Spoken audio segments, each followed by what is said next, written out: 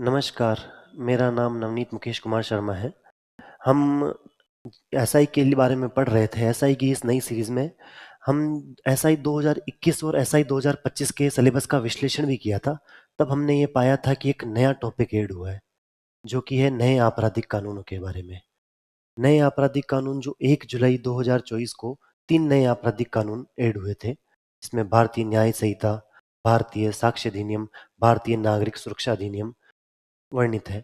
उन सभी जो नए आपराधिक कानून हैं, उन्हें हम आज पढ़ेंगे और उन्हें पढ़ने का महत्व ज़रूर जानेंगे, क्योंकि जब मैंने तैयारी की थी, तो हर चीज़ के लिए मेरा इनपुट-आउटपुट का रेशियो होना चाहिए कि अगर मैं इतना पढ़ रहा हूँ और वो इतना ही आ रहा है, तो उसे मैं इतना ना पढूँ।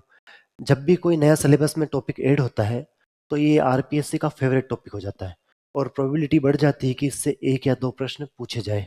तो हम उम्मीद करके चलते हैं कि कम से कम 1 या 2 प्रश्न तो जो नए आपराधिक कानून है उससे पूछे ही जाए। और इसका हम ऐसे भी पता लगा सकते हैं कि जब हम इंटरव्यू की ट्रांसक्रिप्ट भी पढ़ते हैं, तो हमारे माननीय आरपीएससी के मेंबर्स का फेवरेट टॉपिक हो जाता है, जिससे बहुत बार पूछे हुए कि भारतीय न्याय संहिता में रेप संबंधित प्रावधान क्या है, भारतीय न्याय संहिताओं में महिलाओं संबंधित प्रावधान क्या है, या सीआरपीसी में पुलिस के क्या क्या अधिकार हैं। चूंकि हम थानेदार बनने जा रहे हैं, तो हमें ये पता होना चाहिए कि जो भारतीय दंड संहिता से भारतीय न्याय संहिता में परिवर्तन हुआ, तो कौन कौन से बिंदु नए शामिल हुए, या फिर भारतीय न्याय संहिता के अलावा भी दो जो अलग साक्ष्य अधिनियम और नागरिक सुरक्षा संहिता है, उसमें महिलाओं, बच्चों, रेप संबंधित प्रावधान हुए या सामाजिक सेवा संबंधित प्रावधान हुए। विभिन्न विभिन्न प्रावधानों को हम पढ़ेंगे। पर बात ये आ जाती है कि क्यों जरूरत पड़ी कि नए आपराधिक कानून लाए जाए।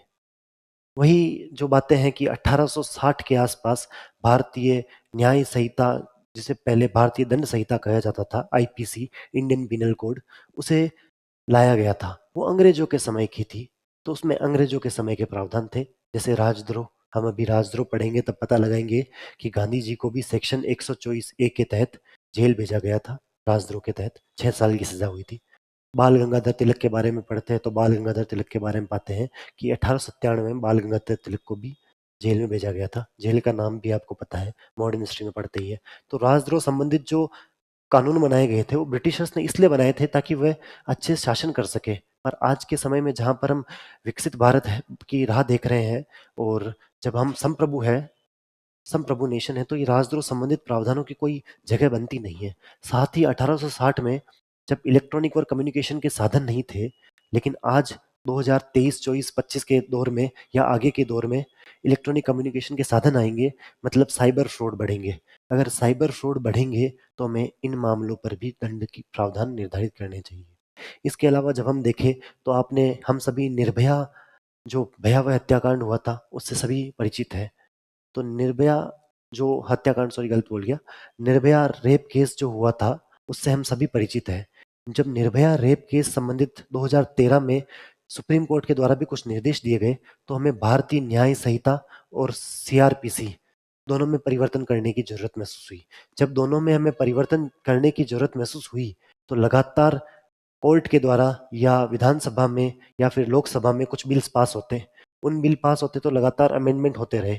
तो सरकार को ये जरूरत महसूस हुई कि क्यों ना नई आपराधिक कानून लाए जाए। ये तो चलो हमारे मोटा मोटा ओवरव्यू हुआ कि क्यों लाए गए। हमारे काम का क्या है कि कौन सी धारा में मर्डर संबंधित प्रावधान है, कौन सी धारा में दस्तावेज की परिभाषा है, कौन सी धारा में समाज सेवा की बात की गई, सामुदायिक सेवा की बात की गई है। हमारे लिए ये काम का है। हमारे लिए ये काम का है कि रेप के प्रावधानों में क्या मृत्युदंड की सजा है। हमारे लिए ये काम का है कि पर्यावरण प्रदूषण अगर कोई करता है तो उसके लिए कितने साल की जेल की सजा है। हमारे लिए ये काम का है कि कोई धोखाधड़ी, जालसाजी से किसी महिला के साथ यौन संबंध बनाता है, तो उसके लिए कौन सा सेक्शन लगेगा और कितने साल की सजा है। प्रश्न हमारे ऐसे ही पूछे जाएंगे। साथ साथ हम प्रश्न भी देखेंगे। आपको जो पीछे जो भी पीपीटीज बनी हुई दिख रही है, ये कुछ नहीं है, एनसीईआरटी और मिनिस्ट्री ऑफ होम अफेयर्स के दो पीडीएफ्स का संकलन है, जो हम आपको पेश करने की कोशिश कर रहे हैं। चूंकि ये अभी तक पढ़ाए नहीं गए थे, तो यूट्यूब के माध्यम से ही आप सभी को पढ़ाए जाएंगे और उसकी जो पीडीएफ है वो टेलीग्राम पर शेयर कर दी जाएगी। अब हम इसे शुरुआत करें, तो जब हम शुरू शुरू में ये पाते हैं कि सन 2000 में हमारे चीफ जस्टिस, जो केरला व कर्नाटका के चीफ जस्टिस रहे थे, उनका नाम है वीएस मल्लीमठ जी। उन्होंने रिकमेंडेशन दी थी कि हमें नए आपराधिक कानून बनाने चाहिए। वो रिकमेंडेशन ओवर हुई, धीरे-धीरे लगातार सुप्रीम कोर्ट व हाई कोर्ट के द्वारा दिशा निर्देश दिए गए, तो सरकार को ये ज़रूरत महसूस हुई कि नए आपराधिक कानून लाए जाएँ। तो एक नए आपराधिक कानून जिस प्रकार हम नीति आयोग में भी पढ़ते हैं कि कब लोकसभा में गया, कब राज्यसभा में गया, वहीं से हम शुरुआत करते हैं, बाकी आगे हम धीरे-धीरे इसके सभी प्रावधानों को चर्चा कर लेंगे। सबसे पहली बात आती है कि नए आपराधिक कानून जो आए थे, वह लोकसभा में कब गए? तो हमें ये तारीखें याद होनी चाहिए कि 12 दिसंबर को ये नए बिल जो थे वो प्रस्तुत किए गए। जब 12 दिसंबर 2023 याद रखा, तो आप सभी लोग जो पढ़ रहे हैं, आर्टिकल नंबर 107 याद रखिएगा कि आर्टिकल नंबर 107 में जिस प्रकार कोई भी नया बिल इंट्रोड्यूस हुआ जाता है, पहले वह लोकसभा में जाता है या राज्यसभा में जाता है, फिर दूसरे हाउस में जाता है, फिर प्रेसिडेंट उस पर हस्ताक्षर करते हैं, वो बिल बन जाता है। सेम प्रोसेस हुआ था। 12 दिसंबर 2023 को लोकसभा में प्रस्तुत किया गया।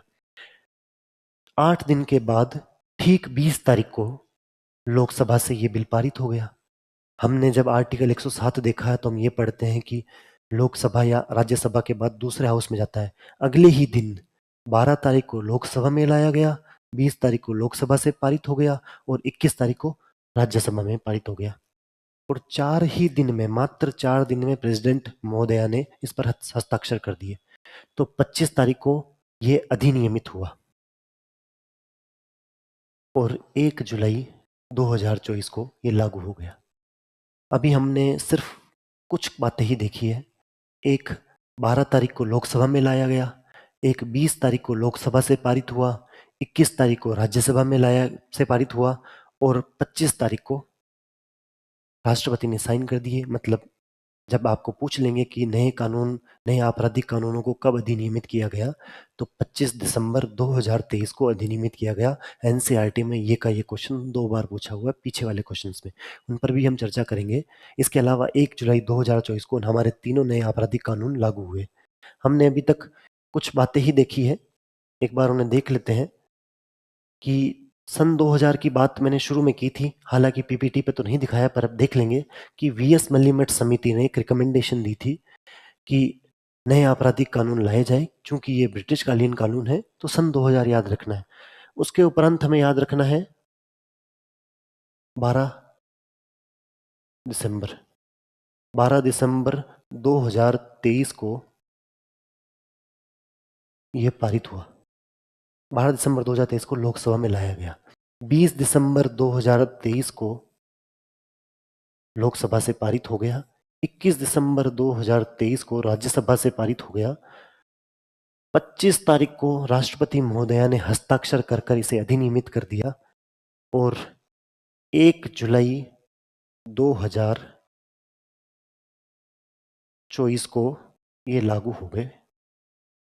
हमने अभी तक कुछ दिनांक ही देखी है। यकीन मानिए, हम ये प्रयास करेंगे कि बार-बार रिवाइज करके सभी चीज़ें, सभी धाराएँ, सभी दिनांक हम याद कर लें, चूँकि हमें कम मेहनत करनी पड़े, क्योंकि समय बहुत कम बचा है, क्लास में ही याद हो जाए, यही कोशिश करेंगे। आप बार-बार रिवाइज करते रहना, मैं भी आपको बार-बार याद दिलाता रहूँगा कि रिवीजन ये क्या हुआ था, कौन सेक्शन, कौन सी धारा में क्या लिखा हुआ है, संबंधित सभी प्रावधान।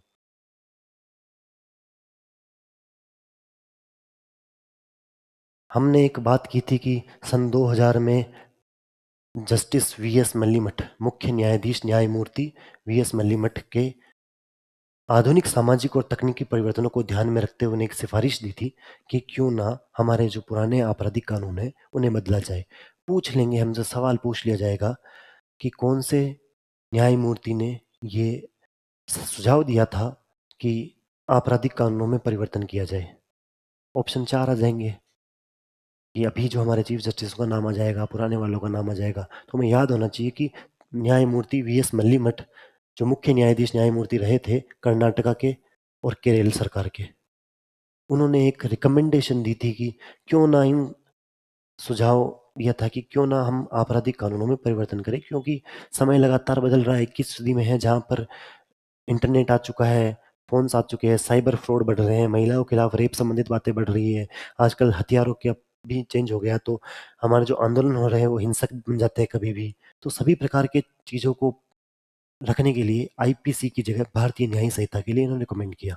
अभी तक हमने देखा सन 2000 में वीएस मल्लीमठ समिति, 12 दिसंबर 2023 को लोकसभा में लाया गया, 20 दिसंबर 2023 को लोकसभा से पारित हुआ, 21 दिसंबर 2023 को राज्यसभा से पारित हुआ, 25 दिसंबर को हमारी माननीय राष्ट्रपति महोदय ने हस्ताक्षर कर कर इसे अधिनियमित किया, मतलब गजट में शामिल हो गया, अधिनियमित किया।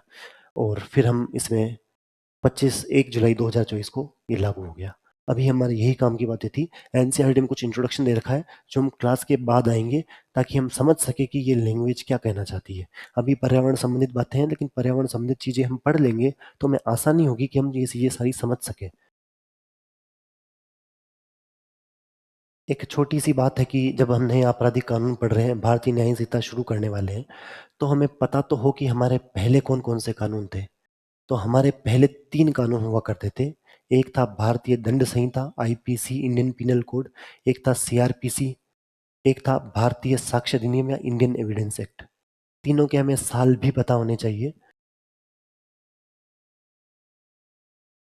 आईपीसी, जिसे भारतीय दंड संहिता भी कहा जाता था, जो 1860 में आई थी, आज उसी का परिष्कृत रूप है भारतीय न्याय संहिता, जिसे शॉर्ट रूप पर बीएनएस भी बोला जाता है। ये हम पढ़ने वाले हैं। इसके अलावा 2 और कानून हैं जिन्हें भी हम पढ़ेंगे। सीआरपीसी,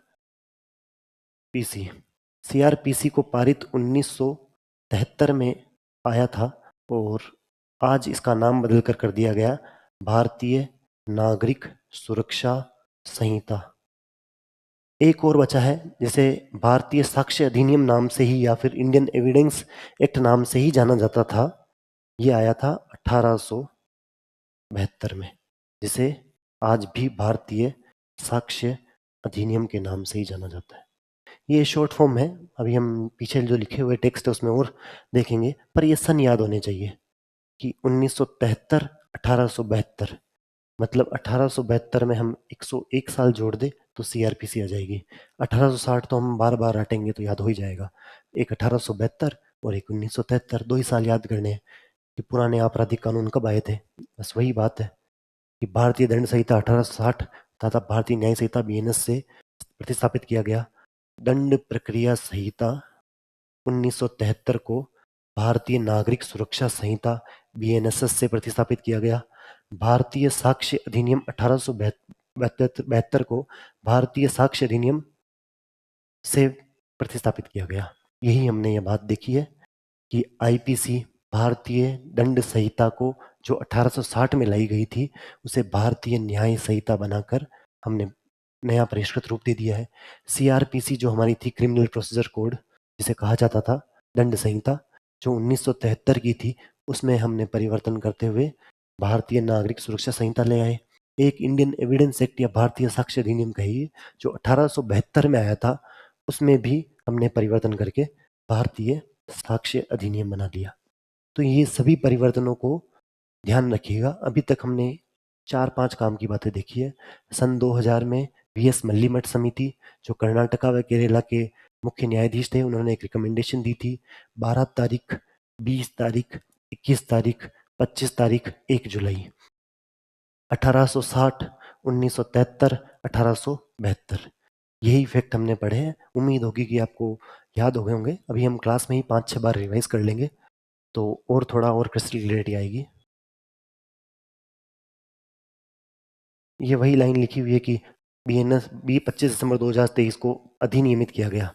पूछ लेंगे कि नए आपराधिक कानूनों को कब अधिनियमित किया गया, भारतीय न्याय संहिता को कब अधिनियमित किया गया। पीछे एक प्रश्न भी है, तो हमें पता होना चाहिए कि 25 दिसंबर 2023 को नए आपराधिक कानून या भारतीय न्याय संहिता को अधिनियमित किया गया और 1 जुलाई 2024 को ये प्रभावी हुए। हमारे काम की बात अभी तक यही आई है।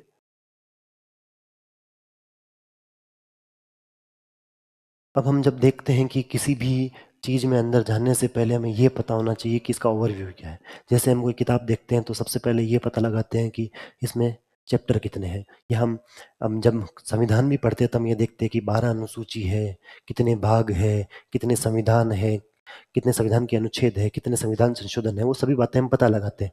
यहाँ भी वही बात लिखी हुई है कि इसमें 20 अध्याय है, 20 चैप्टर्स है, 358 धाराएं हैं, 300 58 धाराएं हैं जो पहले 511 हुआ करती थी। 3 बातें हमें पता लगी है कि जो भारतीय न्याय संहिता है उसमें 20 अध्याय है, मतलब 20 चैप्टर है। 358 धाराएं हैं जो पहले वाले भारतीय दंड संहिता में 511 हुआ करती थी। 511 की जगह अब 358 धारा ही रह गई है और अध्याय है 20, मतलब 20 चैप्टर्स एंड 358 सेक्शंस हमारे इसमें मौजूद है।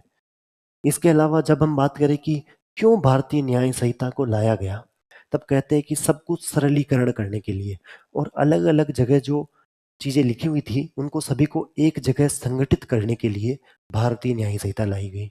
तो एनसीईआरटी की जो शुरुआती लाइन है वो इंट्रोडक्शन करते हुए ऐसे कहती है कि जिस प्रकार अध्याय 5 में महिला और बच्चों संबंधित सारे प्रावधान लिखे गए, हमें पूछ लेंगे आरपीएससी निम्न में से कौन से अध्याय में महिला और बच्चों संबंधित सभी प्रावधान भारतीय न्याय संहिता में लिखे हुए हैं। अध्याय पूछ लेगी चौथा, पांचवा, छठा, सातवां, तो हमें पता होना चाहिए कि अध्याय नंबर 5 में महिला और बच्चों संबंधित प्रावधान लिखे हुए हैं। महिला और बच्चों के खिलाफ अपराध जैसे अपराधों को अध्याय 5 में अंतर्गत सुदृढ़ किया गया है। Offences like offences against women and childrens have been consolidated under chapter 5। यही बात है कि चैप्टर 5 के अंदर महिला और बच्चों संबंधित प्रावधानों का जिक्र किया गया है और 358 धाराएं हैं। पहले 511 थी और 20 चैप्टर थे। वीएस मल्लीमठ समिति सन 2000 में 12 तारीख, 20 तारीख, 21 तारीख, 25 तारीख, 1 जुलाई। उसके बाद हम देखते हैं कि 20 अध्याय है, 358 सेक्शंस है। पहले 511 सेक्शन थे। भारतीय साक्ष्य अधिनियम जो है वो 1872 में लाया गया था। भारतीय नागरिक सुरक्षा संहिता, जिससे पहले सीआरपीसी कहा जाता था, सीआरपीसी जो 1973 में लाया गया था। और भारतीय दंड संहिता आईपीसी 1860 में लाई गई थी। IPC 1860, CrPC 1973, Indian evidence act या भारतीय साक्ष्य अधिनियम 1872। ये याद हो जानी चाहिए चीजें, बार बार रिवाइज करेंगे तो कोशिश करेंगे याद हो जाए। अब जब आपने महिला और बच्चों संबंधित अपराध पढ़े होंगे, तब आपने पढ़ा होगा पोक्सो के बारे में, तब आपने पढ़ा होगा चाइल्ड लेबर के बारे में, तब आपने पढ़ा होगा डोमेस्टिक वायलेंस के बारे में, जब आपने पढ़ा होगा sexual harassment at work place के बारे में। ये 4 एक्ट तो आप सभी ने पढ़े ही होंगे। तब हम एक छोटी सी बात नोटिस करते हैं कि जितनी भी परिभाषाएं होती है वो सभी धारा 2 में होती है। आपको अगर कहीं पूछे कि ये परिभाषा कौन सी धारा में है, तो सभी परिभाषाएं धारा 2 में होती है। चाहे पंचायती राज एक्ट भी देख लेना या आर्टिकल नंबर 243 और 243 ए देख लेना, वहाँ ग्राम सभा की परिभाषा मिलेगी या अन्य सभी परिभाषाएं आर्टिकल 243 ए में मिलेगी। तो कोई भी बिल पेश होता है या कोई भी आता है, कोई भी एक्ट आता है, अमूमन अधिकतर, मैं नहीं कह रहा हमेशा, अधिकतर धारा 2 में परिभाषाएं मिल जाती है। इसी प्रकार इस एक्ट की धारा 2 में भी अलग अलग परिभाषाएं हैं। जैसे कि धारा 2(8), धारा 2(8) के अंतर्गत दस्तावेज डॉक्यूमेंट्स की परिभाषा को विस्तार दिया गया है, क्योंकि 1860 में जो डॉक्यूमेंट्स की परिभाषा थी उसमें सिर्फ कागज जो कि हमारे सामने हार्ड कॉपी में हुआ करते थे सिर्फ उन्हीं को माना जाता था। पर आजकल जब डिजिटल युग आ गया है, जब हमें कोरोना की वैक्सीन भी डिजिटल फॉर्म पे फोन पे दिखा सकते हैं या फिर डिजिटल यात्रा कर रहे हैं तो भी फेस स्कैनिंग होती है, मतलब डिजिटल कुछ चीज़ों को हम साक्ष्य मान रहे हैं, डिजिटल चीज़ों को दस्तावेज मान रहे हैं। आज हम आरपीएससी के द्वारा जो विज्ञप्ति आई है उसके में भी डिजिटली वेरीफाइड लिखा होता है और डिजिटल सिग्नेचर होते हैं। तो दस्तावेज की परिभाषा को विस्तार करने की आवश्यकता थी क्योंकि 21वीं सदी चल रही है। तो धारा 2(8) के अंतर्गत दस्तावेजों में इलेक्ट्रॉनिक्स और डिजिटल रिकॉर्ड्स भी सम्मिलित किए गए। धारा 2(8) में इलेक्ट्रॉनिक्स और डिजिटल रिकॉर्ड सम्मिलित किए गए हैं। हमारे काम की बात यह है कि धारा 2(8) में इलेक्ट्रॉनिक और डिजिटल रिकॉर्ड सम्मिलित किए गए हैं। धारा 2(10) के अंतर्गत जो लिंग संबंधित परिभाषा है कि लिंग में शायद क्या सिर्फ पुरुष आएगा, क्या सिर्फ महिला आएगी, ट्रांसजेंडर आएंगे, तो ये बात धारा 2(10) में कही गई है कि लिंग जेंडर में मेल भी आएंगे, फीमेल भी आएंगे और ट्रांसजेंडर भी आएंगे। ये तीनों ही इस कैटेगरी में फॉल करेंगे और ये धारा 2(10) में कहा गया। धारा 2(8) हमने देख लिया कि दस्तावेज की परिभाषा है। धारा 2(10) में लिंग संबंधित लिंग को समावेश तरीके से परिभाषित किया गया। इसमें पुरुष, महिला और transgender. Under section 210 gender is defined in inclusive manner, it refers to male, female और ट्रांसजेंडर। महिला, पुरुष और ट्रांसजेंडर तीनों के बारे में बताया जा रहा है। इसके अलावा एक और बात देखते हैं कि धारा 2(3) धारा 2(3) में बच्चों का अर्थ 18 वर्ष से कम आयु का व्यक्ति है। कि हम किसे कहेंगे, संविधान या फिर किसी बिल में बच्चा शब्द जहां भी यूज हो रहा है, उसका मतलब ये है कि उसकी आयु 18 वर्ष से कम है। ये तो चलो हमें सभी को पता है कि 18 वर्ष से कम आयु के बालक को बच्चा ही कहेंगे, पर धारा याद होनी चाहिए कि धारा 2(3) में बच्चे को परिभाषित कर रखा है, जिसमें 18 वर्ष से कम आयु का बच्चा कहलाएगा। धारा 2(10) में जेंडर के बारे में बताया गया है। धारा 2(8) में दस्तावेजों के बारे में बताया गया है। और अध्याय नंबर 5 में महिला और बच्चों के बारे में एक अध्याय बनाया गया है। अभी तक हमने जो देखा कि पहले 511 सेक्शन हुआ करते थे, 511 धाराएं हुआ करती थी, वो घटकर अब 358 रह गई है। इसके अलावा 20 अध्याय हुआ करते थे पहले, मतलब 20 अध्याय अभी है और 358 धाराएं हैं। हमने देखा कि इन 20 अध्यायों में से अध्याय नंबर 5 में महिलाओं और बच्चों संबंधित बात का जिक्र किया गया। मतलब अध्याय नंबर 5 में महिला और बच्चों संबंधित प्रावधान बता रखे। अध्याय 5 पूछ लेंगे, ये क्वेश्चन आ सकता है कि अध्याय 5 में किसका जिक्र किया गया। इसके अलावा हमने धारा 2(8) देखी थी, जिसमें दस्तावेजों के विस्तार के बारे में बात की थी कि दस्तावेज की परिभाषा में इलेक्ट्रॉनिक और कम्युनिकेशन के साधन भी जोड़ दिए गए हैं। साथ ही धारा 2(3) में बात की थी कि बच्चा उसे कहेंगे जिसकी उम्र 18 वर्ष से कम हो। साथ ही साथ धारा 2(10) के बारे में भी पढ़ा था कि जेंडर शब्द में पुरुष, महिला और ट्रांसजेंडर तीनों आएंगे। ये थी धारा 2(10) में। धारा 2(3) में बच्चे को 18 वर्ष से कम। धारा 2(8) में दस्तावेज की परिभाषा। अध्याय नंबर 5 में महिला और बच्चों के बारे में बात की गई है। उसके अलावा 358 धाराएं हैं, पहले 511 हुआ करती थी, अध्याय इसमें 20 है। ये है भारतीय न्याय संहिता का एक छोटा मोटा ओवरव्यू। अब हम इसके अंदर अंदर की बात जानने का प्रयास करेंगे। हालांकि अभी तक हमने ज़्यादा कुछ पढ़ा नहीं है। एक सन 2000 में वीएस मलीमठ समिति के बारे में देखा है। 12 दिसंबर को लोकसभा में बिल लाया गया, 20 तारीख को पास हुआ, 21 तारीख को राज्यसभा में पास हुआ, 25 तारीख को राष्ट्रपति महोदय ने हस्ताक्षर किए, 1 जुलाई 2024 को लागू हुआ। सीआरपीसी 1973 का है, इंडियन एविडेंस एक्ट भारतीय साक्ष्य अधिनियम 1872 का है, और आईपीसी भारतीय दंड संहिता 1860 का। यही अभी तक हमने पढ़ा है। कुछ बदलाव किए गए कि सभी पुरुष, जैसे कि एक शब्द आएगा आगे, 5,000 रुपए से कम की चोरी। मान लीजिए हम स्प्रिंग बोर्ड में पढ़ने आते हैं, साइकिल से आते हैं, मैं गया और देखा कि ये तो स्प्रिंग बोर्ड में पढ़ रहे हैं, 2 घंटे की क्लास होगी, बाहर से साइकिल चोरी करके ले गया। आपकी साइकिल थी 2,000 रुपए की। आपने पुलिस में एफआईआर की, पुलिस ने मुझे गिरफ्तार कर लिया। अगर पुलिस ने मुझे गिरफ्तार कर लिया है तो क्या पुलिस मुझे साल भर की जेल में डाल देगी क्या? 2,000 की चोरी के लिए हाँ उचित प्रावधान जरूर करेगी। तो उन चीज़ों के लिए सामुदायिक सेवा संबंधित बातें होती है कि समुदाय की सेवा कर दो। या फिर एक बात कीजिए, जैसे कि यहाँ लिखा हुआ है कि आत्महत्या का प्रयास। हम देखते हैं कि कोटा में जो बच्चे रह रहे हैं वो आत्महत्या का प्रयास करते हैं। मान लीजिए उन्होंने आत्महत्या का प्रयास किया और भगवान की कृपा से वो उन्हें बचा लिया गया, वो बच गए, तो क्या उन्हें जेल भेज दिया जाएगा क्या? पहले तो जब भारतीय दंड संहिता थी उसमें तो उनके लिए आपराधिक अपराध माना गया था, पर अभी नहीं माना गया। तो उन्हें क्या कहेंगे? कि उन्हें दंडित तो करना पड़ेगा, नहीं तो वो अगली बार भी इसी प्रकार के कार्य करेंगे। लेकिन जो मानसिक रूप से पहले ही प्रताड़ित है इंसान, उसे आप दंड करके उसकी मानसिक प्रताड़ना को और बढ़ा रहे हैं। तो सामुदायिक सेवा कॉन्सेप्ट लाया गया। जैसे मान लीजिए आपने कोई अपराध किया है, नवीन सर ने पकड़ लिया और नवीन सर कहे कि कल संडे है, आपको कमरा नंबर 19-20 की सफाई करनी है। या फिर जो हमारे द्रव्यवती का नाला बह रहा है, पुलिस आपको पकड़ ले और पुलिस कहे कि आपको सामुदायिक सेवा करनी पड़ेगी। आप कहेंगे हाँ जी बताइए कौन सी सामुदायिक सेवा करनी पड़ेगी? तो ये द्रव्यवती का नाला है जिसमें भयंकर बदबू आती है, इसको साफ सफाई कीजिए और उसके आपको पैसे नहीं मिलेंगे। साफ सफाई करनी है, फोटो खींच के भेजनी है, उन्हें साफ सफाई कर दी और वो खुद करेंगे, तो ये तो दंड भी हुआ और अगली बार कोई इंसान वो गलती भी नहीं करेगा। इसके फायदे नुकसान सभी है कि भीड़ में, जेल में जो भीड़ हो जाती है वो नहीं होगी। ये छोटे छोटे क्राइम्स जैसे कि आत्महत्या का प्रयास हुआ या वहाँ 2,000 रुपए की साइकिल चोरी हुई, इनके लिए अगर जेल में भरने लग गए तो जेल में भीड़ बढ़ जाएगी। दूसरी बात, हम जाने अनजाने में या पुलिस के प्रेशर में ही समुदाय का भला कर रहे हैं, तो सामुदायिक सेवा भी हो रही है। मतलब समुदाय के प्रति हम उत्तरदायित्व रखते हैं। तो वही बात है, सामाजिक सेवा में कौन कौन से शामिल है कि दंड के रूप में सामुदायिक सेवा का प्रावधान किया गया। Community service is a form of punishment.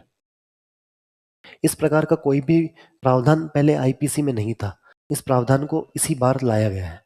इसी बार लाया गया तो इसमें एक बात की गई है कि कौन-कौन से प्रावधान हैं जिस जहाँ पर ये लागू होगा।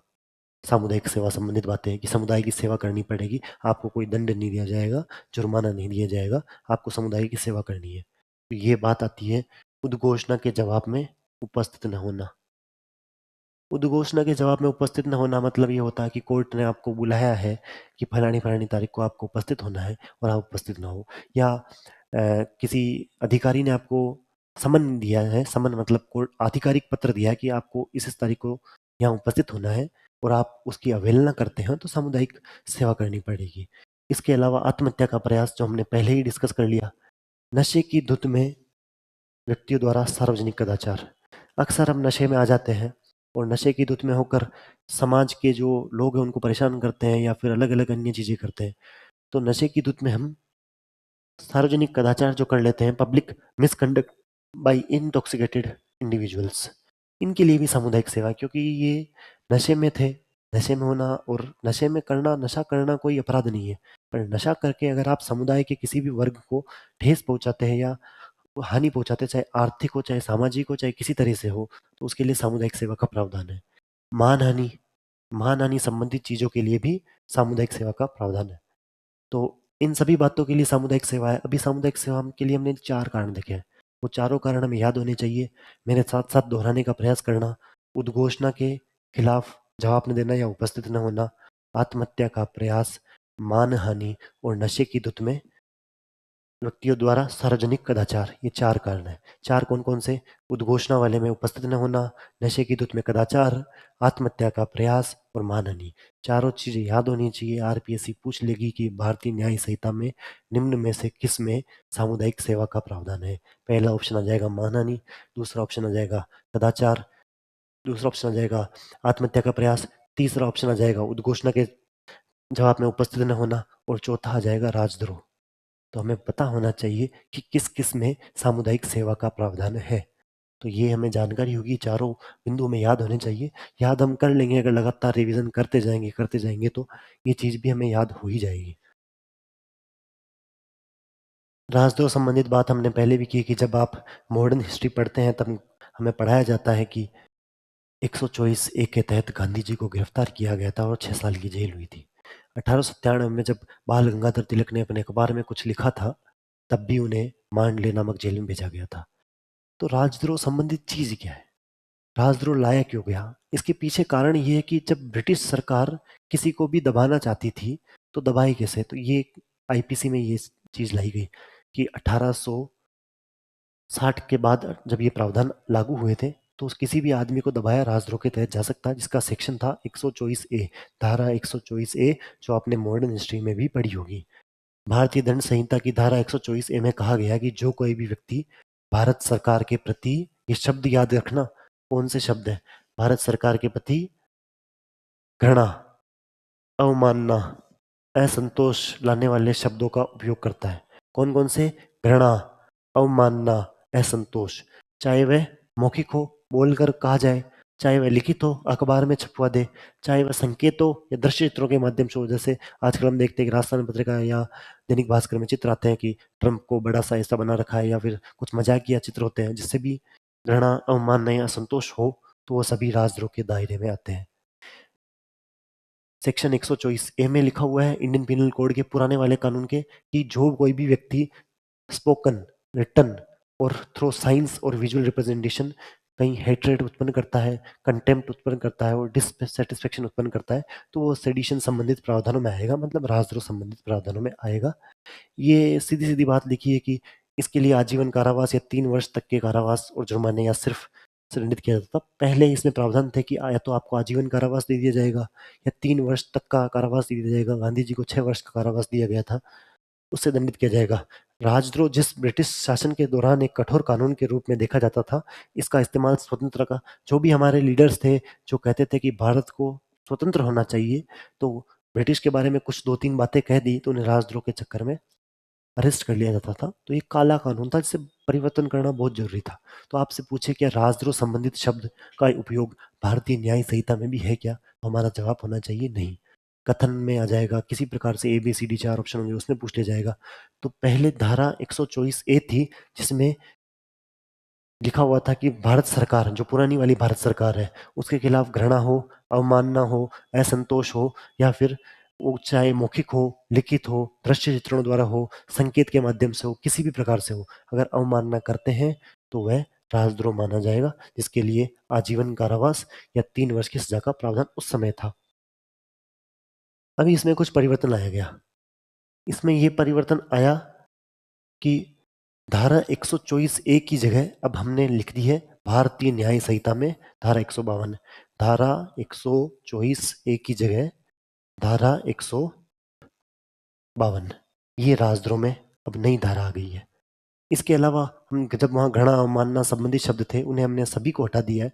अब जब आपने अनुच्छेद 19 पढ़ा होगा या आपने संविधान की प्रस्तावना पढ़ी होगी, तब भी कुछ शब्दों का जिक्र आएगा। वही शब्द है कि राजद्रोह शब्द के इस्तेमाल करने के बजाय भारतीय न्याय संहिता की धारा 152 में भारत की संप्रभुता, सोवर्निटी, एकता, यूनिटी और अखंडता, इंटीग्रिटी को खतरे में डालने वाले कृत्यों पर ध्यान देती है।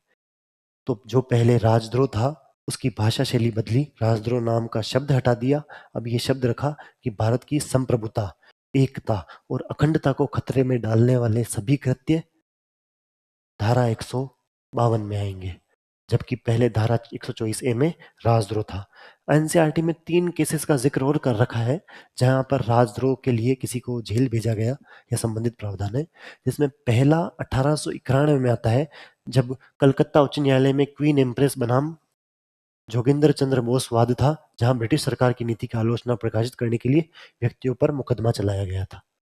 1891 में कलकत्ता हाई कोर्ट में एक मुकदमा चला था, जिसमें उच्च न्यायालय में क्वीन एम्प्रेस बनाम जोगिंदर चंद्र वाद था। उसके अंतर्गत जिसने उस समय की तत्कालीन सरकार के खिलाफ बोला था, उनके खिलाफ एक केस चला था, पहला। दूसरा, 1897 में, वर्ष 1897 में बाल गंगाधर तिलक, लोकमान्य तिलक, उन्होंने भी अपने अखबार में कुछ लेख लिखे थे जो ब्रिटिश सरकार के खिलाफ थे।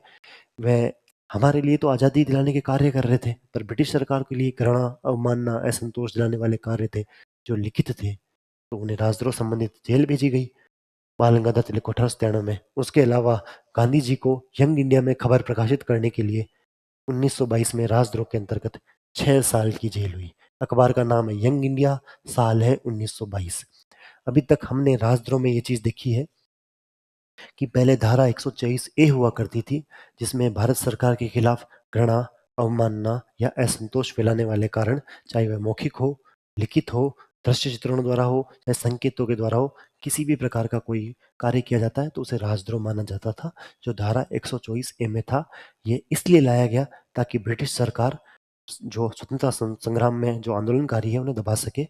इसको परिवर्तित करते हुए हमने धारा 152 जोड़ी है, जो भारतीय न्याय संहिता में है। इसके अंतर्गत हमने बहुत सारे शब्द जोड़े कि भारत की संप्रभुता, एकता और अखंडता को हानि नहीं पहुंचनी चाहिए। अगर ये पहुंचती है तो उसके तहत धारा 152 में प्रावधान है। हमने ये भी देखा कि धारा 124A का उपयोग करते हुए 3 केस जो एनसीईआरटी में जिक्र किया गया है, 1891 में क्वीन एम्प्रेस बनाम जोगिंदर चंद्र बोस वाद, 1897 में बाल गंगाधर तिलक ने जो लेख लिखा था उसके लिए, और 1922 में महात्मा गांधी जिन्होंने यंग इंडिया में खबर प्रकाशित की थी, उनके खिलाफ केस हुआ। इसके जस्ट पहले हमने सामुदायिक सेवा के लिए 4 केस देखे थे, जिसमें उद्घोषणा के खिलाफ जवाब देना न होना या उपस्थित न होना, या मानहानि, आत्महत्या का प्रयास। चौथा था नशे की धुत में कदाचार करना। उद्घोषणा संबंधी, आत्महत्या, मानहानि का प्रयास और नशे की धुत में, उन सभी 4 चीजों पर सामुदायिक सेवा करवाई जाएगी। अभी तक हमने 2 ही पॉइंट्स देखे। उसके पहले हमने देखा था कि भारतीय न्याय संहिता में 358 सेक्शन थे, जो 358 सेक्शन है, जो पहले भारतीय दंड संहिता आईपीसी में 511 थे, मतलब 511 से घटाकर 358 हो गए हैं। भारतीय न्याय संहिता में 20 अध्याय है, और हमने वीएस मल्लीमठ समिति के बारे में पढ़ा था, जो कर्नाटका व केरला के मुख्य न्यायाधीश थे, जिन्होंने मेरी रिकमेंडेशन दी थी इसके बारे में, वीएस मल्लीमठ समिति 2000 में। उसके अलावा 12 तारीख, 20 तारीख, 21 तारीख, 25 तारीख, 1 जुलाई, हमें ये सब याद होगी। सीआरपीसी 1973 का है और भारतीय साक्ष्य अधिनियम 1872 का है। उम्मीद है सब याद होगा। लास्ट तक भी रिवाइज करते रहेंगे तो कम से कम 90% तो क्लास का क्लास में याद हो जाना चाहिए। बाकी जो पीडीएफ टेलीग्राम पे अपलोड हो जाएगी उससे आप और पढ़ लीजिएगा।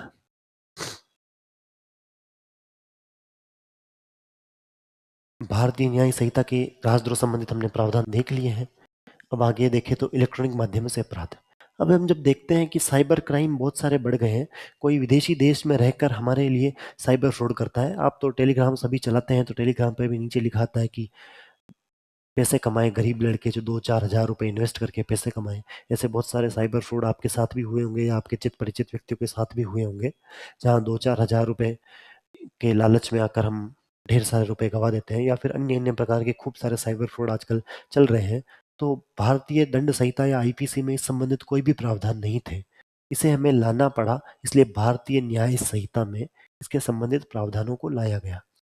इसमें क्या कहा गया, हमने एक धारा 2(8) देख ली है, जिसमें दस्तावेजों का विस्तार करते हुए इलेक्ट्रॉनिक साधन भी जोड़ दिए गए दस्तावेज की परिभाषा में, धारा 2(8) में। एक हमने वहीं पे धारा 2(3) देखी थी, जो बच्चों संबंधित थी। 18 वर्ष से कम उम्र का जो भी होगा वो बच्चों की कैटेगरी में आएगा। बच्चा शब्द संदर्भित किया गया, बच्चे की परिभाषा में 18 वर्ष से कम आयु थी। और धारा 2(10) में जेंडर संबंधित प्रावधान, जिसमें पुरुष, महिला व ट्रांसजेंडर थे। यहाँ धारा 2(8) में दस्तावेज की परिभाषा को विस्तार दिया गया था। साथ ही साथ ये कहा गया कि इंटरनेट, सोशल मीडिया प्लेटफॉर्म्स और आधुनिक सूचना के the proliferation of internet, social media platforms and modern information technology has necessitated the creation of new laws. नए कानून बनाने की आवश्यकता पेश होगी, क्योंकि 1860 में ऐसा कुछ था नहीं, तो हमें कुछ परिवर्तन करना पड़ा। परिवर्तन क्या करना पड़ा कि इसका अंतर दूर करने के लिए भारतीय न्याय संहिता की धारा 239 प्रस्तुत की गई। याद रखना, अभी तक हमने धारा 2(8) दस्तावेज वाली, धारा 2(3) बच्चों वाली, धारा 2(10) जेंडर वाली पढ़ ली है। अब धारा 2 ब्रैकेट में 39 आई है, क्योंकि मैंने कहा था कि सभी परिभाषाएं धारा 2 में ही लिखी होती है। धारा 239 प्रस्तुत गई, ये निर्दिष्ट करता है कि जो दस्तावेज की परिभाषा है वो धारा 239 में है, जिसमें यह कहा गया है कि दस्तावेज की वही परिभाषा होगी जो सूचना प्रौद्योगिकी एक्ट, आईटी एक्ट 2000 में और भारतीय नागरिक सुरक्षा संहिता 2023 में लिखी हुई है। हमारे काम का सीधा सीधा ये है कि धारा 239 में दस्तावेज के संबंधित प्रावधान है, उसकी परिभाषाओं का वर्णन किया गया है, और कोई भी व्यक्ति साइबर क्राइम करता है तो उसके लिए दंड है, जो दंड आजीवन कारावास तक हो सकता है। यहाँ तक है, सभी जगह तक है, मतलब मैक्सिमम आजीवन कारावास तक हो सकता है। कोई छोटा साइबर फ्रॉड हो 2-3 साल की जेल भी हो जाए, पर आजीवन कारावास तक के प्रावधान है। भारतीय न्याय संहिता की धारा 2(8) इलेक्ट्रॉनिक्स और डिजिटल रिकॉर्ड्स को सम्मिलित करने के लिए दस्तावेजों की परिभाषा का विस्तार करती है। इसमें जब हम समअप करते कि हमने क्या देखा, क्या समझा, तो हमने ये समझा कि इलेक्ट्रॉनिक और कम्युनिकेशन के जो साधन थे वो उस समय मौजूद नहीं थे, तो भारतीय न्याय संहिता में लाने की जरूरत पड़ी, जहाँ पर धारा 239 में दस्तावेज की परिभाषा के बारे में बात की गई है कि दस्तावेज की वही परिभाषा होगी जो IT act, information technology act या सूचना प्रौद्योगिकी अधिनियम 2000 में है और भारतीय नागरिक सुरक्षा संहिता में है। इसके अलावा इसमें दंड के प्रावधान भी धारा 239 में वर्णित है, जिसमें आजीवन कारावास संबंधित प्रावधान है। इसके अलावा धारा 2(8) हमने पहले भी देख ली थी कि दस्तावेज संबंधित बातें हैं, तो धारा 2 के संबंध में कौन कौन सी है देखी। धारा 239 मैं समझ रहा हूँ आपको याद हो गई होगी। धारा 2(8) शायद ये भी याद हो गई होगी। धारा 2(3) बच्चों संबंधित ये भी याद हो गई होगी।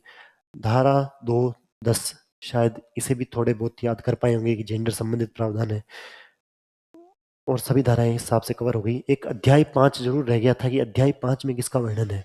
अध्याय 5 में लिखा हुआ है महिला और बच्चों संबंधित प्रावधान।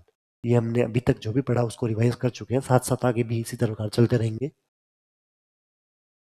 मानहानि संबंधित प्रावधान। मानहानि किसे कहते हैं, हम जब देखेंगे इसे पीछे पढ़ेंगे तब आप ये पाएंगे कि जो राजद्रोह में प्रावधान थे सेम टू सेम मानहानि संबंधित भी है, कि राजद्रोह की लैंग्वेज है वही मानहानि की लैंग्वेज है। राजद्रोह में सिर्फ भारत सरकार की अवमानना करते थे, जबकि मानहानि में किसी व्यक्ति विशेष की अपमान करते हैं या उसकी डिग्निटी को ठेस पहुंचाते हैं, उसे डिफेमेशन या मानहानि कहा गया है। जो मानहानि है वो धारा 499 में वर्णित किया गया था का मतलब है आईपीसी में, भारतीय दंड संहिता में। अभी इसकी धारा दूसरी हो चुकी है, यहाँ तो नहीं लिखी हुई, लेकिन आगे जब हम पढ़ेंगे तब धारा 356 आएगी। भारतीय न्याय संहिता की धारा 356 में डिफेमेशन, मानहानि संबंधित प्रावधान है भारतीय दंड संहिता की। में तो 499 था, अभी नई वाली में 356 में है। अब जब इसकी हम लैंग्वेज पढ़ते हैं तो लैंग्वेज पढ़ के ही आपको समझ में आ जाएगा कि राजद्रोह में तो भारत सरकार थी और यहाँ पर एक व्यक्ति विशेष के लिए बात की गई है। जो कोई भी व्यक्ति बोले गए वहां मौखिक था, पढ़े जाने के लिए वहां लिखित था, संकेत वहां संकेत लिखा हुआ था, दृश्य चित्रण वहां भी था। किसी व्यक्ति के बारे में कोई आरोप लगाता है, प्रकाशित करता है, इसका उद्देश्य उसे नुकसान पहुंचाना है, तो ये संबंधित इसे राजद्रोह कहा जाता है। पीछे वो लिखा हुआ आप अच्छे से पढ़ सकते हैं। सॉरी, इसे मानहानि कहा जाता है। जो राजद्रोह था उसमें भारत सरकार के लिए थी और जो मानहानि है वह किसी व्यक्ति विशेष के लिए है। पहले इसका सेक्शन हुआ करता था 499, अब इसका सेक्शन है 356, 356। सेक्शन 499 पहले था, अब हो गया है सेक्शन 356। 499 की जगह 356 लिखा हुआ कि by any whoever by words spoken or intended to be read or by signs or visible in representation make or publish any imputation concerning any person intending to harm or knowing or having reasons to believe that such imputation will harm the reputation of that person is called as defamation। ये इसे मानहानि कहा जाता है। पर हमने एक बात तो देखी थी कि यार जब हम सामुदायिक सेवा देख रहे थे तब चार चीजें थी जहां पर सामुदायिक सेवा के संबंधित प्रावधान थे, उसमें से एक मानहानि भी थी। तो पहले जब 2 साल का दंड हुआ करता था इसके लिए, इसे अपराध के रूप में 2 साल तक का दंड के प्रावधान थे।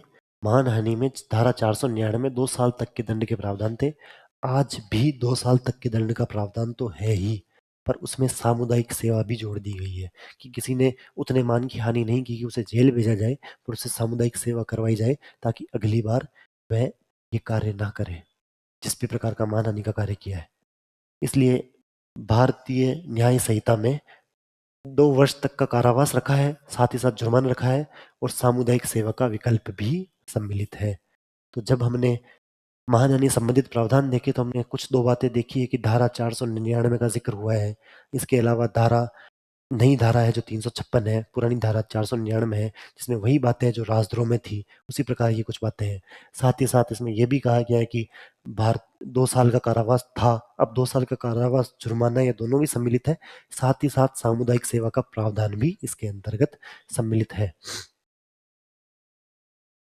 अगला हम देखते हैं कि अटेम्प्ट टू कमिट सुसाइड, क्या ये आत्महत्या का प्रयास भी हमने सामुदायिक सेवा में देखा था क्या? हाँ, वहां भी देखा था। तो मतलब इसमें भी सामुदायिक सेवा ही होगी। वहीं एक बात बताई थी कि कोई व्यक्ति, मान लो मैं ही हूँ, मैं इतना प्रताड़ित हो गया हूँ कि मैं आत्महत्या का प्रयास करता हूँ, मतलब मैं मानसिक रूप से डिप्रेशन में हूँ। अगर मैं आपको मिल जाऊं और मैं बच जाता हूं तो आप पुलिस में केस करेंगे कि इसने आत्महत्या का प्रयास किया, तो क्या पुलिस मुझे जेल में डाल देगी? मैं तो पहले से ही मानसिक तौर पर प्रताड़ित हूँ और मुझे ही जेल में भेज दिया जाएगा। इसका मतलब ये है कि ये मानसिक स्वास्थ्य सेवा अधिनियम 2017 का उल्लंघन है। तो इसके लिए एक सामुदायिक सेवा का प्रावधान लाया गया। एक प्रश्न आएगा कि क्या आत्महत्या के प्रयास को एक आपराधिक अपराध माना गया है क्या? कथन में आ जाए तो इसे गलत मानना है। आत्महत्या का प्रयास को एक आपराधिक अपराध नहीं माना गया है। आत्महत्या का प्रयास एक आपराधिक अपराध नहीं है सिवाय एक कंडीशन के। वो एक कंडीशन ऐसी है कि मान लो आपके घर के सामने से रोड जा रहा है, अधिकारियों ने एक निर्णय लिया कि आपने अतिक्रमण कर रखा है, उसको बुलडोजर से हटाया जाए। आपके घर वाले और आप सभी आते हैं, केरोसिन का पीपी लेते हैं और केरोसिन का पीपी डालकर खुद के ऊपर डालकर तिल्ली जलाकर कहते हैं कि ये अतिक्रमण तो मेरी लाश से ही होकर गुजरेगी या ये बुलडोजर मेरी लाश से होकर गुजरेगी। तो ये तो आप राज्य कार्य में बाधा डाल रहे हैं, इसके लिए तो एक अपराध माना जाएगा। अगर आप बुलडोजर को रोक रहे हैं रोड बनाने से, मतलब सरकारी कर्मचारियों के कार्य में दखल अंदाजी कर रहे हैं, तो एक आपराधिक अपराध है। इस प्रकार से आप किसी को धमका कर या आत्महत्या का प्रयास करके किसी को धमका कर आप किसी कार्य को रुकवाते हो तो एक आपराधिक अपराध है। उसके लिए 1 साल की जेल का प्रावधान है। परंतु बाकी किसी भी कार्य में ये एक आपराधिक अपराध, मतलब क्रिमिनल फॉल्ट नहीं है, क्रिमिनल अपराध नहीं है। ये धारा 309 ये भी पुरानी धारा है। आत्महत्या के प्रयास वाली ये भी धारा पुरानी है, इसे नई बाद में हम पढ़ लेंगे। आत्महत्या के प्रयास की जो धारा है आईपीसी में 309 में उल्लेख था, परंतु वहां इसे आपराधिक अपराध के रूप में वर्गीकृत किया गया था उस समय। भारतीय न्याय संहिता में section 309 of IPC classifies attempt suicide as criminal offence. पहले मानता था कि भारतीय दंड संहिता में एक आपराधिक अपराध था, परंतु आज भारतीय न्याय संहिता में ये एक आपराधिक अपराध की श्रेणी में नहीं आता है। ये एक भारतीय न्याय संहिता में आपराधिक अपराध की श्रेणी में नहीं आता है। इसका उल्लेख धारा 309 में पहले था, अभी परिवर्तित हो चुकी है, और ये एक आपराधिक अपराध आज के समय नहीं है, पहले था। एक शर्त की बात की थी, वो शर्त इस प्रकार है कि आत्महत्या का प्रयास एक आपराधिक अपराध नहीं है, सिवाय इसके कि जब किसी सरकारी कर्मचारी को उसके आधिकारिक कर्तव्य को करने से रोकने या मजबूर करने के इरादे से किया गया हो। ऐसे मामलों में इसे परिणाम स्वरूप 1 वर्ष तक की साधारण कारावास या सामुदायिक सेवा के दोनों में सजा दी जा सकती है। हमने यहाँ पर आत्महत्या के प्रयास के लिए दो तीन बातें देखी है कि आईपीसी की सेक्शन 309, आईपीसी की धारा 309 में इसका जिक्र किया गया था जब उसे आपराधिक अपराध माना गया था। आज ये आपराधिक अपराध नहीं है, सिवाय एक शर्त के, जब किसी आधिकारिक कर्तव्य को पूरा करने से रोकने का मजबूर करे किसी सरकारी कर्मचारी को। Suicide is not a criminal offence अभी accept when it is committed with the intent to compel or restrain a public servant from performing their official duty. In such cases, it can result in punishment of up to 1 year. अगर ऐसा कोई कार्य करता है जो सरकारी कर्मचारी को कार्य करने में बाधा उत्पन्न करता है, तो उसके लिए 1 साल की सजा का प्रावधान है। अभी तक हमने देखा सामुदायिक सेवा किसमें दी जाएगी, उद्घोषणा, खिलाफ जवाब, मानहानि, आत्महत्या का प्रयास, नशे की धुत में कोई कार्य करना। राजद्रोह देखा, राजद्रोह की धारा 124 ए से 152 कर दी गई है। राजद्रोह नामक शब्द हटा दिया गया है। राजद्रोह नामक शब्द की परिभाषा में क्या था कि किसी भारत सरकार के खिलाफ करना, अवमानना या असंतोष फैलाने वाले कोई कार्य करते हैं, और इसके साथ ही साथ ये चाहे मौखिक हो, लिखित हो, दृश्य चित्रों से द्वारा हो या संकेतों के माध्यम से हो, तो ये राजद्रोह की श्रेणी में आएगा। इसके लिए आजीवन कारावास और 3 साल की सजा का प्रावधान था। इसके तहत 1891 में क्वीन एम्प्रेस और queen Victoria versus Joginder Chandra Bose वाद हुआ था, जो कलकत्ता उच्च न्यायालय में हुआ था। 1897 में बाल गंगाधर तिलक को जेल भेजा गया था, और 1922 को महात्मा गांधी को 6 साल की सजा हुई थी यंग इंडिया में एक लेख लिखने के लिए, प्रकाशित करने के लिए। ये काला कानून था जो कि ब्रिटिशर्स द्वारा स्वतंत्रता सेनानियों को रोकने के लिए लाया गया था, इसलिए इसे हमने राजद्रोह नामक शब्द को ही हटा दिया है। अब आज हमारी धारा 152 में भारत की संप्रभुता, एकता और अखंडता का जिक्र किया गया है। इसके अलावा जब हम और हमने देखा क्या क्या है कि अभी आत्महत्या के प्रयास के बारे में तो चर्चा कर ही ली कि आत्महत्या का प्रयास एक आपराधिक अपराध नहीं है, इसके लिए सामुदायिक सेवा करवाई जाएगी, लेकिन ये आपराधिक अपराध नहीं है। आईपीसी की धारा 309 में था, आज की धारा हम बाद में देख लेंगे, जब आएगी तब एक साथ धारा याद भी नहीं होती है। साथ ही साथ आत्महत्या का प्रयास एक आपराधिक अपराध नहीं है, और सरकारी कर्मचारी को रोकने का प्रयास करे तो 1 साल की जेल सिर्फ उस कंडीशन में हो सकती है। हमने मानहानि भी देखी कि पहले 499 सेक्शन में था, आज 356 सेक्शन में है, और साथ ही साथ जो भारतीय न्याय संहिता में इसके लिए सामुदायिक दंड का प्रावधान या सामुदायिक सेवा का प्रावधान जोड़ दिया गया है। सामुदायिक, जिसमें पहले आईपीसी में इसके लिए 2 साल की सजा का प्रावधान था, आज इसमें सामुदायिक सेवा का प्रावधान है। और साथ ही साथ हमने ये चार जो चीजें देखी है, मैं मानता हूँ कि ये चारों चीजें अभी तक हमें याद हो गई होगी। साथ ही साथ पुराना भी हम थोड़ा रिवाइज कर लेते हैं कि वीएस मल्लीमठ समिति 2000 में आई थी, उन्होंने रिकमेंडेशन दी 12 तारीख, 20 तारीख, 21 तारीख, 25 तारीख, 1 जुलाई। इसके अलावा section 239, section 28, section 210, section 23, section 23 है बच्चों संबंधित, सेक्शन 210 है जेंडर संबंधित, सेक्शन 28 है दस्तावेज संबंधित, सेक्शन 239 में दस्तावेज की परिभाषा व आजीवन कारावास का के लिए बात की गई है। अध्याय नंबर 5 में महिलाओं का जिक्र किया गया है। टोटल 20 अध्याय है, टोटल 358 धाराएं हैं, पहले 511 धाराएं हुआ करती थी। यही अभी तक हमने मोटा मोटा सारांश के तौर पर पढ़ा है। आगे भी हम इसे ही कंटिन्यू करते हैं।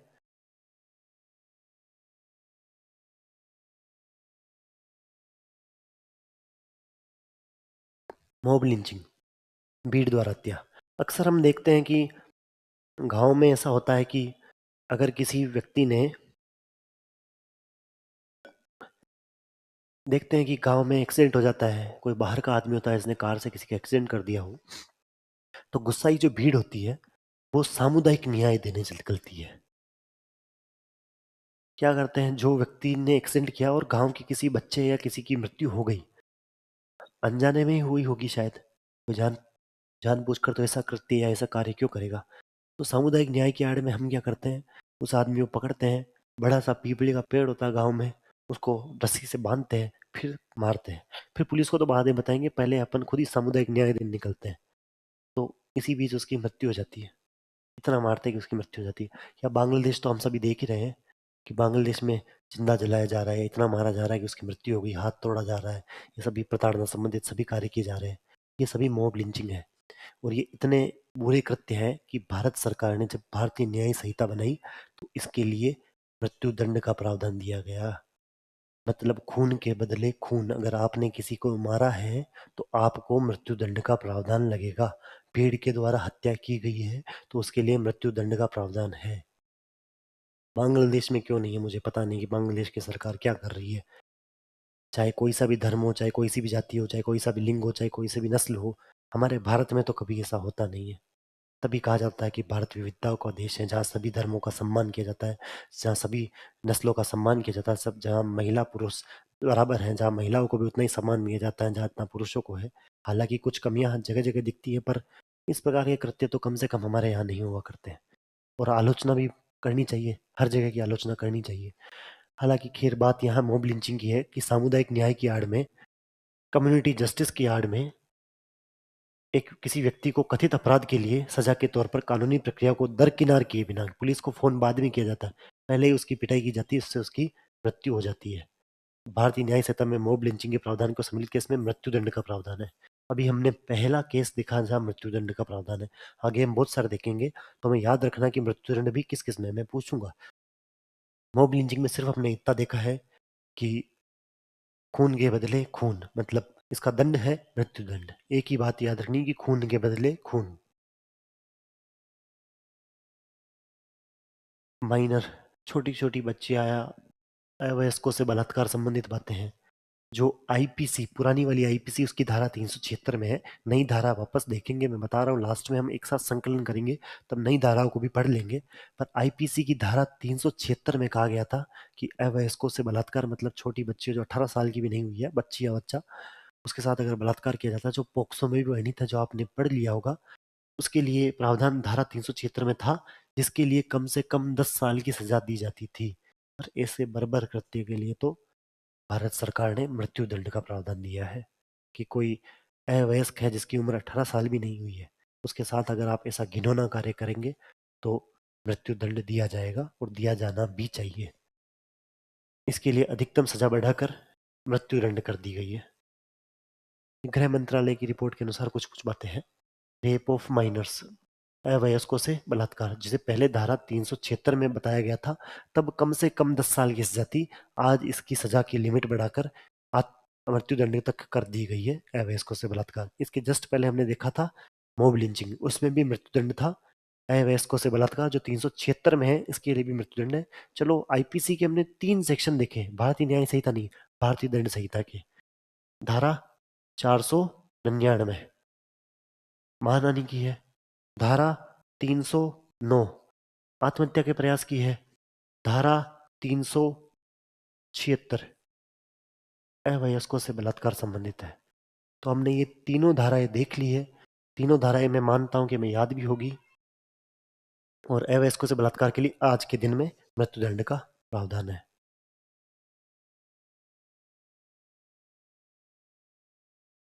अभी इस पीपीटी में बहुत कुछ बचा, आप पहले एक प्रश्न देख लीजिए, फिर हम आज का रिवीजन कर लेते हैं, क्योंकि पहली क्लास है तो कुछ समझने में भी अधिक समय लग रहा होगा। अगली वाली क्लास थोड़ी स्पीड पर भी रहेगी, और थोड़े से पढ़ाई का जो स्पीड है वो भी फास्ट रहेगी। और कोशिश करेंगे कि इसे जल्दी से जल्दी खत्म किया जाए, जो कि आपका समय बहुत कीमती है। प्रश्न देखिए, भारतीय न्याय संहिता द्वारा किसे प्रतिस्थापित किया गया? आईपीसी। आईपीसी ये हूबहू एनसीईआरटी से उठाए गए प्रश्न है। मेरे द्वारा सिर्फ इन्हें कॉपी पेस्ट करने का कार्य किया गया है। हालांकि आपके पेपर लगेगा जब टेस्ट सीरीज होगी या फिर बैचेस में पेपर लगेंगे, तब आपको अलग क्वेश्चन आएंगे। पर जब एनसीईआरटी के पीछे क्वेश्चन हम देख लेते हैं, तो क्या पता यहीं से कॉपी पेस्ट होकर हमारा क्वेश्चन आ जाए, हमारा फायदा हो जाए।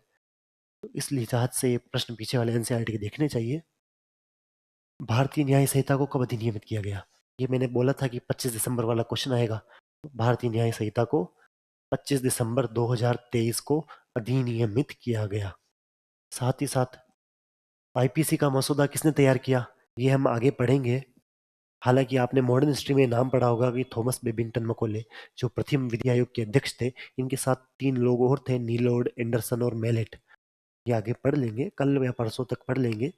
पर नीलोड, एंडरसन और मेलेट संबंधित नाम थे और मकौले इनके अध्यक्ष थे, जिन्होंने आईपीसी का मसौदा तैयार किया, आईपीसी का ड्राफ्ट तैयार किया। जिस प्रकार हमारी ड्राफ्टिंग कमेटी बनी थी, इसके अध्यक्ष थे डॉक्टर बी आर अम्बेडकर। उसी हिसाब से ही एक ड्राफ्टिंग कमेटी इसकी बनी थी, जो आईपीसी के लिए उसके अध्यक्ष थे थॉमस बेबिंगटन मकौले। इसके अलावा धारा 124 ए में जब राजद्रोह के प्रावधान संबंधित बात आती है, तो किससे संबंधित धारा 124 ए? राजद्रोह से, सेडिशन से संबंधित है। हम देख रहे हैं कि एनसीईआरटी के पीछे क्वेश्चन हमसे हो पा रहे हैं, मतलब हम सही दिशा में आगे बढ़ रहे हैं। इनमें से कौन सा एक संगठित अपराध है, ये वाला प्रश्न हम कल करेंगे, क्योंकि संगठित अपराध हमें पढ़ना बाकी है। आज हम अभी जो हमने अभी तक पढ़ा है उसको रिवीजन कर लेते हैं। रिवीजन से मैं चाहता हूँ कि आपको सब याद हो चुका होगा, पर एक बार और रिवीजन हो जाए, ताकि और ये बिल्कुल सीमेंट की तरह मजबूत हो जाए। सबसे पहले हमने देखा कि 1860 में भारतीय न्याय संहिता आई थी, sorry, IPC, Indian penal code आया था 1800 सन 2000 में। वीएस मल्लीमठ समिति के द्वारा, जो कि केरला व कर्नाटका के मुख्य न्यायाधीश भी थे, उन्होंने एक सुझाव दिया था कि क्यों ना इन जो पुराने आपराधिक कानून है इन्हें बदला जाए, नए आपराधिक कानूनों को लाया जाए।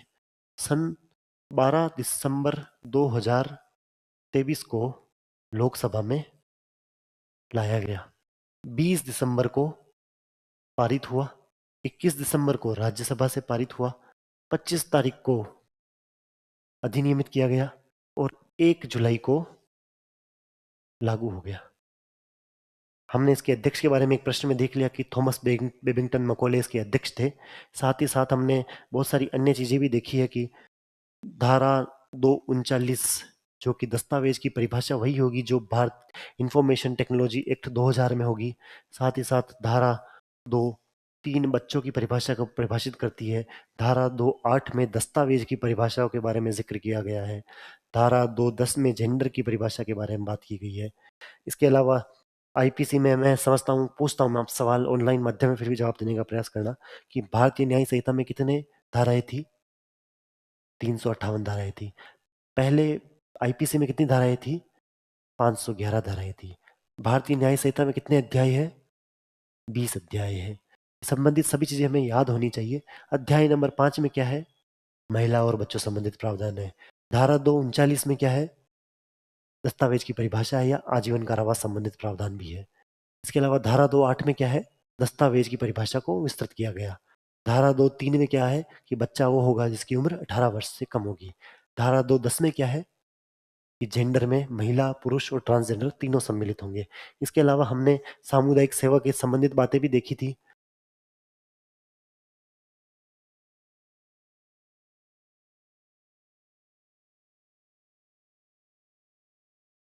कि सामुदायिक सेवा किन किन मामलों में दी जाएगी। हमने 4 मामले पढ़े थे कि उद्घोषणा के जवाब में उपस्थित न होना, failure to appear in response to proclamation, आत्महत्या का प्रयास, अटेम्प्ट टू सुसाइड, नशे की धुत में व्यक्तियों द्वारा सार्वजनिक कदाचार, public misconduct by intoxicated individuals और मानहानि और इस तरह का अपराध। ये 4 चीज हमने देख ली। मानहानि में धारा 499 पढ़ ली। इसमें धारा 309 पढ़ी या 376 पढ़ी? सोचो सोचो कि क्या 309 आत्महत्या के प्रयास में थी कि 376 थी? अगर 309 थी तो 376 कहाँ थी? और अगर 376 है तो 309 कहाँ थी? सोचने से ही चीजें याद होती है। राजद्रोह संबंधित प्रावधान धारा 124 में देखा था, धारा 124 ए में। उसके बाद धारा 152 में परिवर्तन किया गया। राजद्रोह के आपको शब्द पता ही होंगे, घृणा, अवमानना, असंतोष का उपयोग किया गया, चाहे वह मौखिक हो, दृश्य चित्रण द्वारा हो, लेखन से हो, जिसके लिए आजीवन कारावास का प्रावधान है। इसके अलावा हमने 3 एक्ट देखे थे, 1891 1891, 1897 और 1922, कलकत्ता वाला, बाल गंगाधर तिलक वाला और महात्मा गांधी वाला। इसके अलावा हमने धारा 124 152 में संप्रभुता, एकता और अखंडता संबंधित बातें भी की थी। इलेक्ट्रॉनिक कम्युनिकेशन वाले धारा 239 धारा और देख चुके हैं। इसके लिए आजीवन कारावास का प्रावधान भी है। इसके अलावा हम मानहानि संबंधित प्रावधान देख रखे हैं। मानहानि वही शब्द होंगे जो राजद्रोह में थे, पर राजद्रोह भारत सरकार के लिए होता है, मानहानि किसी व्यक्ति विशेष के लिए होता है। इसके लिए 2 साल की सजा हुआ करती थी, आज भी 2 साल की सजा है, जुर्माना भी है, पर इसमें हमने सामुदायिक सेवा का प्रावधान भी जोड़ दिया है।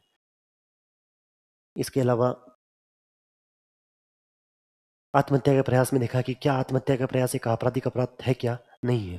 धारा 309 के अंतर ये एक आत्महत्या का प्रयास आपराधिक अपराध था, पर आज नहीं है, सिवाय एक शर्त के। वो एक शर्त आपको पता है, सरकारी कर्मचारियों के कार्य में बाधा उत्पन्न करने के लिए, इसके लिए 1 साल की सजा का प्रावधान है। इसके बाद हमने अगला मॉब लिंचिंग के देखा था, भीड़ द्वारा हत्या, जो धारा मॉब लिंचिंग के लिए धारा नहीं है। इसके लिए हमने एक शब्द याद किया था कि खून के बदले खून।